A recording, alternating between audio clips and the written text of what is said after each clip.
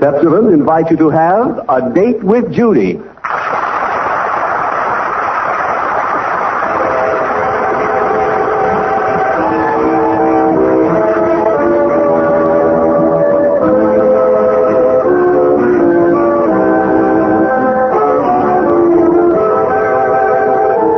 You know Judy Foster, a typical American girl in a typical American family. Well, let's see. It's a quiet evening in the Foster house. Mother is sewing, father is reading, Randolph is tying Boy Scout knots, and Judy is glumping because she doesn't have a date. Mother looks up. Melvin. Yes, dear.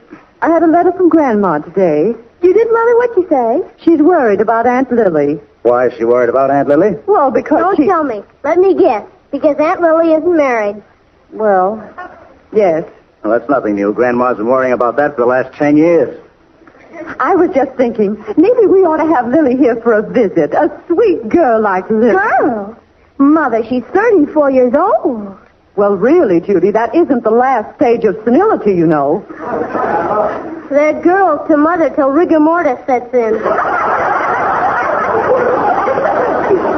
I'm going to write Aunt Lily to come, and we'll see if we can't find somebody for her. Well, maybe Judy could get her a date. Me? I'm having enough trouble getting dates for myself. I haven't had a date for 3 nights. Well, what are you complaining about? Aunt Lily hasn't had a date for 3 years. That isn't so. I'm sure lots of young men have been extremely fond of Aunt Lily. In 34 years, they've had lots of time to. The problem is, how can we dig her up a man? Digging him up might be a good idea. Gee,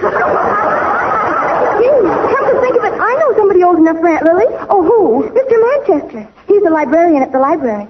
I bet he's 35 if he's a day. And he's a day, all right. Why, that's a simply wonderful idea. But I wonder how we should go about asking him. Well, I could kind of take a book out of the library and just sling the invitation to him. We could invite him to dinner the very first night Aunt Lily's here. Oh, sure. We wouldn't want to waste any time. After 34 leisurely years, we got to step on it.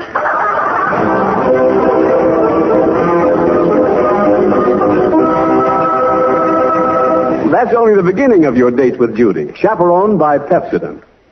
How would you like to find out if your present toothpaste is really doing what you think it is? Maybe it's letting you down. Now, here's the way to find out. Run the tip of your tongue over your teeth. Can you feel a filmy coating? That's what makes teeth dingy, and it's a sign that you'd better switch to Pepsodent toothpaste tonight.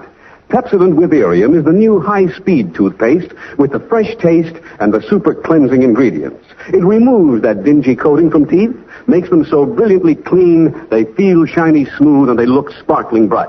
So hunt up a collapsible metal tube from any product and take it to your drug counter tonight to exchange for a new tube of Pepsodent toothpaste.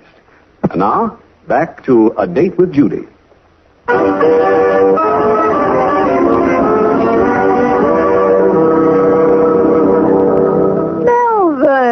My goodness. Hello, Lily. Well, it's certainly good to see you.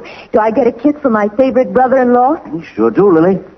Too good, Father. He'd be perfect. Well, I'm starved. When's that guy going to get here? Guy? Dora, have you invited someone else to dinner? Well, yes, in a way. Man? Well, yes, in a way. Oh, Dora, really, you didn't have... Now, Lily, this is just sort of an accident. As a matter of fact, we'd invited this gentleman to dinner long before we knew you were coming. Oh, yes, eons before. I'll go. Now, I wonder who that could be. Good evening. Oh, good evening, Mr. Manchester. Very kind of you to stop at the library this afternoon. Invite me to dinner. This afternoon? Oh, that's perfectly all right, Mr. Manchester. Come in. I'd like you to meet my, a friend of mine, Lily Rogan. How do you do? How do you do? And you know the rest of the family. Oh, my, what a formal introduction. Suppose I do it all over. Lily, this is Donald. Donald, this is Lily. How do you do? How do you do? Do people ever call you Don? Oh, yes, indeed. At college, Ohio Wesley in 1924, they called me Don. Or Manchi. Isn't that cute? Manchi. Isn't that cute, Lily? Yes, indeed. Well, now that that's over, when are we going to have dinner? My Aunt Lily cooked every inch of it, from soup to nuts. Why, Randolph, I did not. Lily is so modest. Well, how's business, Mr. Manchester? Business? Yeah. Oh, very good. We collected 32 cents in fines today. Really? Mr. Manchester is the new librarian, Lily. Lily is very interested in books, Mr. Manchester. Oh? She'd make a wonderful wife for somebody who was interested in literary things. Judy!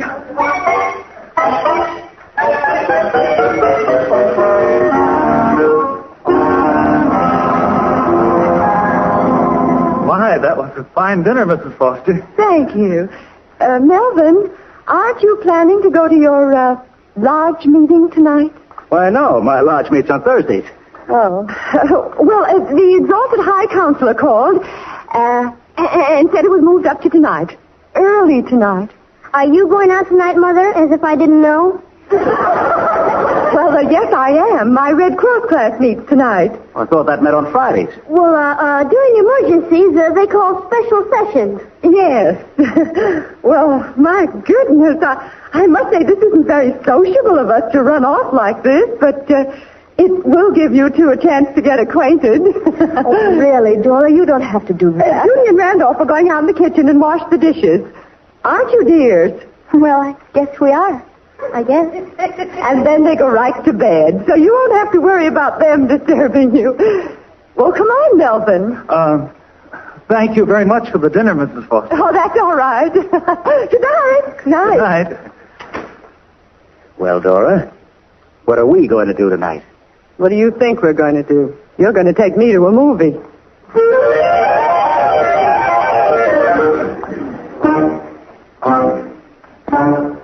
Are they still in the living room? Stay back here in the hall, Judy. I'll take a quick peek. Are they? Yeah. He's on one end of the davenport and she's on the other. Let me look. Gosh, she isn't turning on the heat, is she? Personally, Mr. Manchester, I prefer Dickens' later works. Great Expectations always seem to me a little, immature. Jeepers, I'd never handle him that way. My favorite work of Dickens is Nicholas Nickleby, although I have found great charm in Pickwick Papers. Me, I find no charm in this conversation. Have you read much of Pope and Dryden? Yes, I have. Poor Aunt Lily. She doesn't know beans about man. She's a rank amateur. Well, I wouldn't call either of them great lovers. Don't you love the lilt of Pope's rhyme couplet? Yes, I do. Isn't that awful? Hey, he's getting up. Maybe we'll see some action now. Oh, my. 9:45. It's getting late. Getting late. It was charming meeting you, Mr. Manchester. I hope I'll see you soon. I hope so, too. This is the critical moment. If he asks her for a date now, she's in. Otherwise, she's cooked. Good night, then. Good night. She's cooked. What are you doing a week from tomorrow night, Miss Rogan? Wednesday? Well, nothing. He came through. But a week from tomorrow night. Yeah, I wouldn't exactly call it a whirlwind courtship. I wonder if I might come to call. Call? He's one of those parlor plotters. Oh, I'd be very happy to see you. Well, good night, then, Miss Rogan. Good night, Mr. Manchester.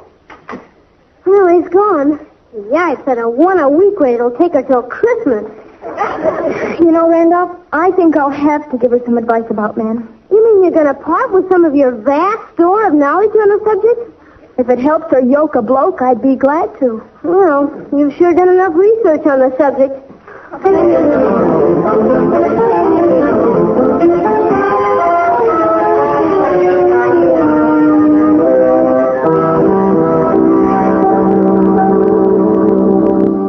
Aunt Lily, I hate to say this, but frankly, your technique is a little oogie. There speaks the voice of experience. Aunt Lily, tell me frankly, do you have a yen for Mr. Yanchester? A yen? Oh, why, Judy, I hardly know the man. What's that got to do with it? I asked you if you had a yen for him. Well, I think he's very intelligent. In Aunt Lily's language, that's a yen. Look, Aunt Lily, one of the first principles of getting a guy gaga about you is to be glamorous in his eyes. Now, for instance, take Edgar. Who's Edgar? This guy I go with. He's gaga about me. Calls me up night and day. Now, the first thing I did when I wanted to make him wacky... And he was that way to begin with, believe me. Randolph, please. How can I give Aunt Lily any advice? Well, the first thing I did was find out what moving picture star was his ideal. Then I simply made myself look like that star, and there I was. You always do that. Well, sure. This week she's Dorothy Lamour for Edgar, and a couple of weeks ago she was Lana Turner for Gerald. Oh, for goodness sake. Her Lana Turner's okay, but her Dorothy Lamour is very nerve-wracking. It is not, Randolph. Aunt Lily, I'll guarantee this will work. Do you think so, Judy? I'm positive. Well, I'm not so sure, but... Well, give me the works.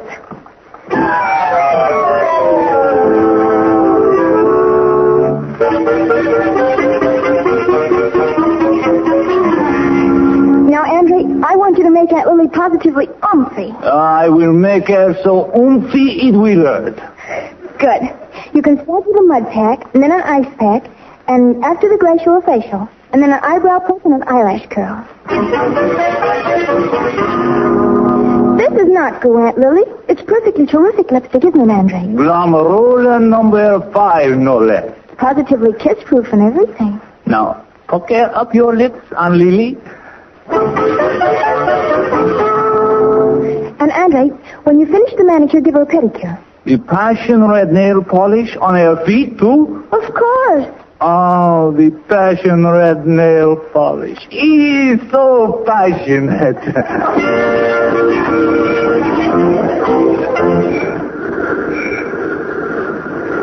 Gee, Missy, what did Judy want to come over here for? Well, she said that something startling was going to emerge from the beauty shop. She wanted both of us to pass on it. Well, here it comes. Hello, Mitzi.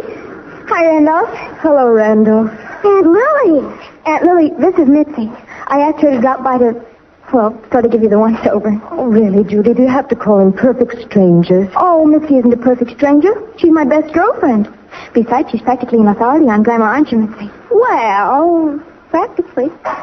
Doesn't Aunt Lily look perfectly yummy? She sure does. Me, I haven't been able to take my eyes off Aunt Lily since she came out of the beauty parlor. And I see a couple of pedestrians with the same idea. I don't know whether they're staring at me or glaring at me. Let's go. Just wait till you get home and Mother sees you. She'll be insane about you. And as for Father, they'll have to put him in an institution.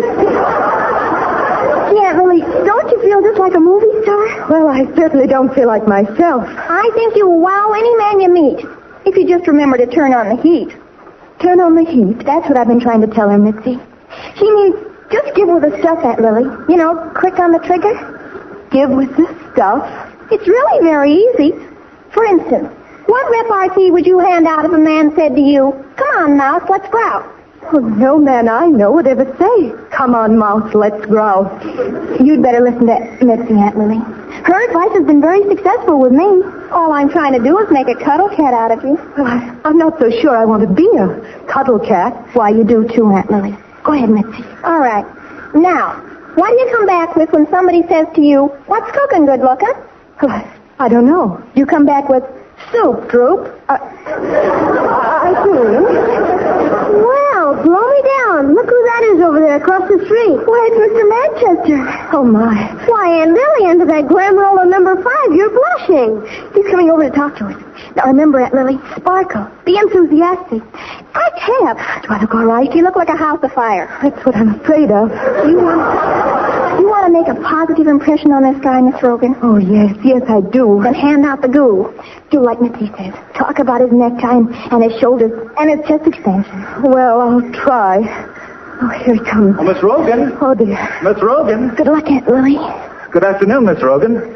And hello, children. Hello. Hi, Nancy. What, Miss Rogan? What's cooking? Good looking. Beg pardon? That's a very beautiful necktie you have on. And so are your shoulders. What was that, Miss Rogan? And you've got a very snazzy chest extension. Why, Miss Rogan? When are you coming over to dinner again, Mr. Manchester? Why, I don't know. You know what we're having for dinner tonight? Well, no, We're having soup, Drew. Oh, goodness. You're doing fine, Miss Logan. Would you like to come to dinner tonight, Mr. Manchester? Well, I hardly think I can make it. Well, come over and grouse, Mouse. Well, some other time, perhaps. Oh, but Mr. Manchester. Well, the fact is, I have a library committee meeting tonight, and I must attend. I'm dreadfully sorry. I'll see you next Wednesday, then. Well, I'm not absolutely sure that I can make it. That is, I'll have to let you know. Well, I'm very glad I saw you. I'm sorry I have to dash. Bye, Mr. Manchester. Goodbye. I really have to dash. Well, that certainly was a dashing conversation. I can't understand it. You were just wonderful, Aunt Lily. Yes. You certainly sparkled and everything. Yes, I sparkled all right. Sparkled him right out of my life. Well, he certainly did have a funny reaction. Oh, well, Aunt Lily, don't bother about him. If he had funny reactions like that, I just wouldn't waste any time on him. I certainly wouldn't. He acted like an ape. He did not. He's a sweet, sensible man, and I like him very much. Jeepers, I never thought love would enter into this.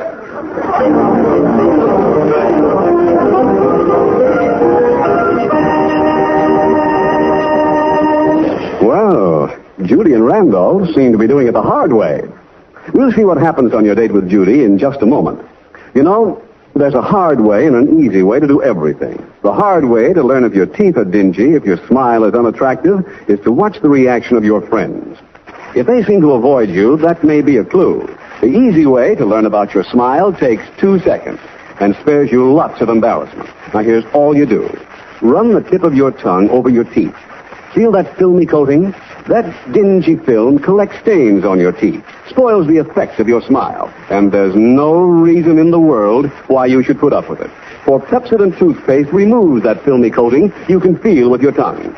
Pepsodent with Irium is a clean-tasting toothpaste with super cleansing ingredients. It foams through your mouth in millions of refreshing bubbles that loosen and flush away the dingy film from your teeth. When you brush your teeth with Pepsodent, they're so clean they pass the tongue test. They feel clean, and they look so sparkling and shiny, everybody likes to see you smile. Tomorrow may be your big day, so go to your drug counter tonight and say, Pepsodent toothpaste, please. And remember to take an empty tube, any size, from any product, to exchange for your new tube of Pepsodent. Well, let's see what's happening now on Your Date with Judy.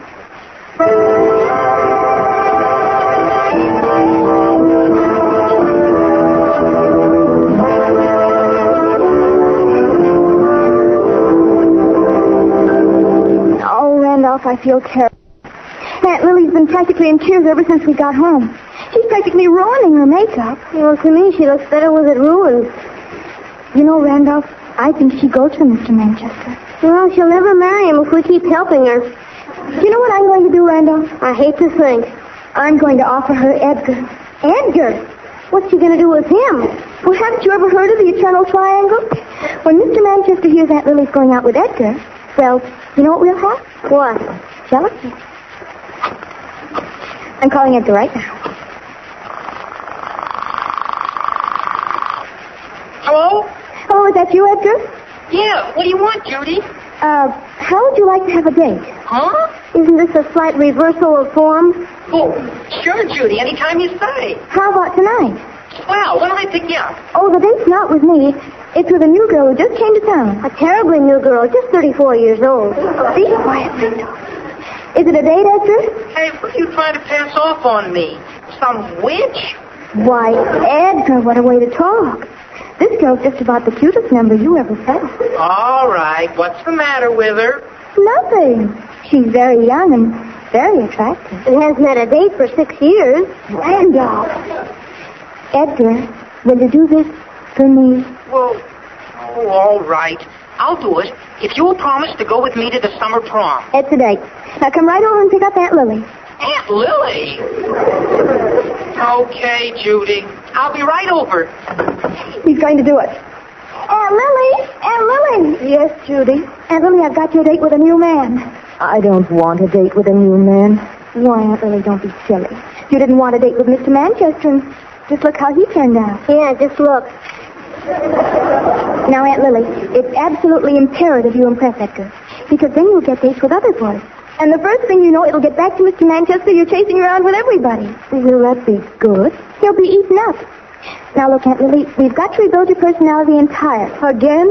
Oh, no. We're going to rehearse. Randolph, you're Edgar. I'm who? You pretend you're dating Aunt Lily. Well, okay. I'm in the Edgar mood. And here I come, ready or not. Judy, somehow my heart isn't in this. Remember, it's all for Mr. Manchester. Well, Randolph? Why, my dear Miss Rogan, it's a pleasure to see you again. May I kiss your hand? Randolph, you know Edgar doesn't talk like that. You don't have to be so Shakespearean. Oh, excuse me. The Manchester influence. Okay, I'll start over. Hiya, Goon, let's spoon. That's too abrupt, Randolph. It's too abrupt. Don't you understand? Try it again. Oh, dear, that must be it. We haven't had time to rehearse. Oh, it really doesn't make much difference, Judy. Hello, Edgar. Hiya, Judy. Edgar, I want you to meet your date, Aunt Lily. Aunt Lily, this is Edgar. Edgar, this is Miss Rogan. How do you do? How do you do? It is a pleasure to meet you. Gee, he's positively Shakespearean.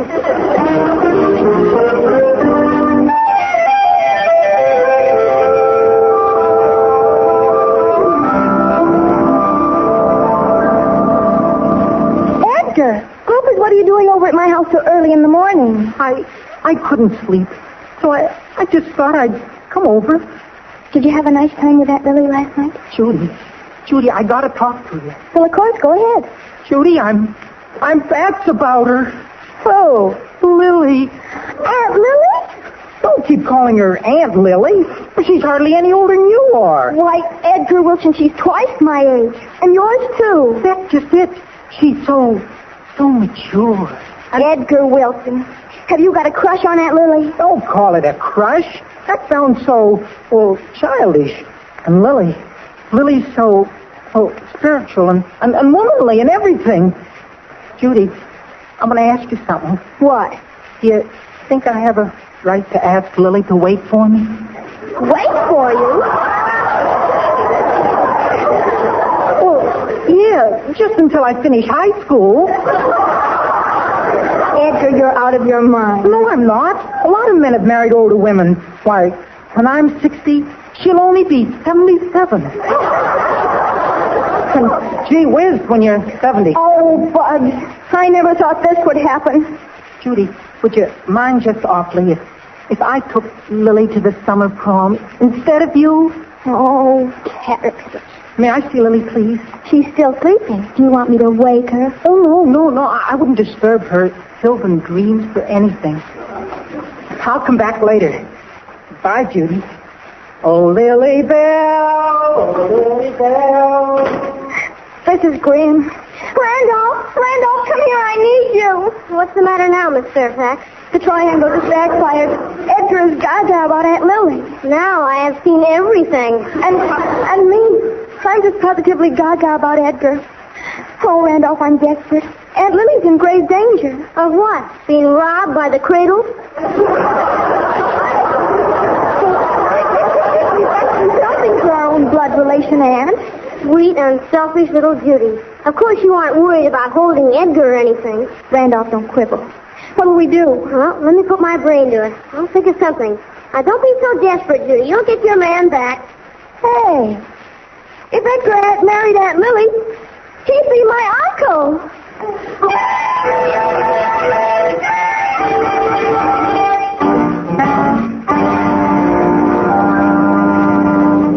Well, like I've been telling you, Mr. Manchester. Hush, no loud talking in the library, Randolph. Well, what I've been trying to tell you is that my Aunt Lily's been running around with another man. She has. Yeah, he's practically on the verge of almost proposing to her. Hush. He is? Yeah, it's one of those whirlwind courtships. He's got her practically swept off her feet. Hush. Oh, that's terrible. He likes her because she's so simple and intellectual and everything. You know that day we saw you in the street. She was just made up that way because she was going to a masquerade. Hush. A masquerade? I never thought of that. Yeah, she was going as Judy. Everybody had to go with something funny. You heard her practicing talking like Judy. Yes, I did. A masquerade. Well, that's wonderful news. Of course. Now, if you move fast, you may still be in time to stop the elopement. There may be a ladder outside of a window this very moment. Randolph, I'm going to move faster than I've ever moved in all my life. Mr. Manchester, hush.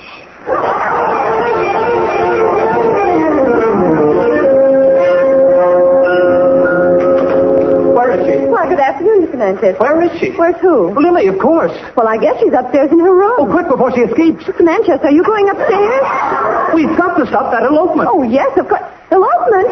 There may be a stepladder outside her window this very moment. Well, if there is, this is the first I've heard of it. Lily! Lily! Where are you, Lily? Who's doing all that yelling? Mother, what's happening around here? I don't know. Mr. Manchester just ran upstairs like a crazy man. I wonder what made him do that. Gee, I hope he doesn't see Aunt Lily. She isn't a bit half or glamorous today. She's just herself again. Oh, that same old personality she used to have. I found her. I've got her. Hey, look at him. He's holding Aunt Lily downstairs like a caveman. Down, Donald. Put me down. He likes it. I want to say something, Lily. I want to say it right here in front of everybody. Don't do it, Lily. Do what? I can't imagine.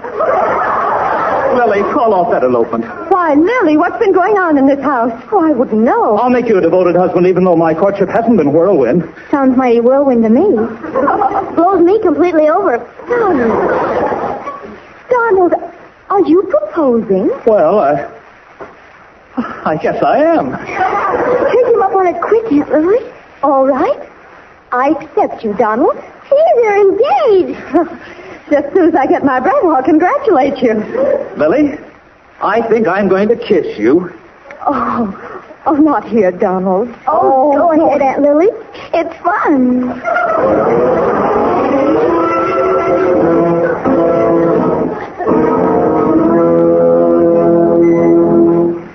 Children, I just got another letter from Grandma. What'd you say? Well, let me see. She says, I'm very happy to hear about Lily's engagement, and, oh, good heavens. What's the matter, Mother? She's sending Aunt Gertrude and Cousin Georgiana to visit us.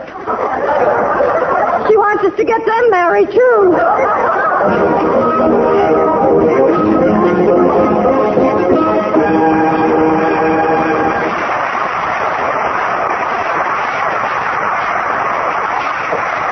You have just heard A Date with Judy, the story of an American family. Let's join the Foster family again for a moment. Gee, Mother, I had a good week. You did, dear? Yes, I had 5 dates. One with Odin, and one with Hank, and one with Skunky. Answer the door, Randolph. Yes, Mother. Within 20 minutes after the receipt of this order for deportation, you, together with the members of all your family, should be ready for departure and wait in the street outside your house. You may take with you 1 set of clothing, 1 wooden woolen blanket per person, food for several days, birth certificate, not more than $20. Fantastic? No, not at all. Hundreds of thousands of Dutch, Belgians, Poles, French have heard that order read. It is being read this very minute in some black corner of Europe. People are victims. Always the quiet, innocent people like you. Old and young, women with babies in their arms. And it can happen here. Yes, ladies and gentlemen, it can happen here, unless we stamp it out over there. And that means guns and tanks and planes. Not only more than the enemy has. Not air supremacy, but air and ground mastery. That takes money. Every day, every hour. More planes must be built, more guns made, more tanks manufactured. That's right, Dora. Buying a few bonds isn't enough. We must buy bonds regularly so we can make the engines of war without stopping. Every quarter we invest in war bonds sends 1 dozen bullets ripping into Axis tank columns. Every dollar we invest turns our war wheels faster, grinds our enemies smaller. That's why our government urges us to put at least 10% of our earnings into war bonds. That's why millions of Americans have already joined the 10% club by buying war bonds regularly every payday. The best way to safeguard our future is to destroy completely everything the Axis stands for, with bullets, with planes, with tanks. And it'll take money. 10% of it every payday to do the job. My dad's a member of the 10% club, aren't you, Dad? That's right, Randolph. Because we know that every day, every dime counts in lives and blood. We hope you buy your quarter of war bonds tomorrow. A Date with Judy came to you from Hollywood. This is the National Broadcasting Company.